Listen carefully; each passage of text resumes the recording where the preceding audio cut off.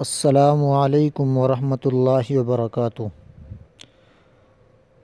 دینداری چینل کے ذریعے سے آپ حضرات کی خدمت میں حرم شریف کی ایک اہم خبر شائع کی جا رہی ہے۔ خبر کا عنوان ہے ایک بڑا حادثہ ہوتے ہوتے بچا۔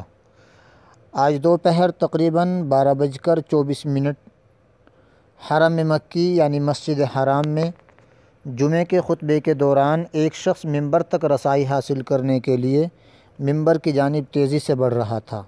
حالانکہ اس وقت امام حرم شیخ بندر بلیلہ جمعے کا خطبہ دے رہے تھے۔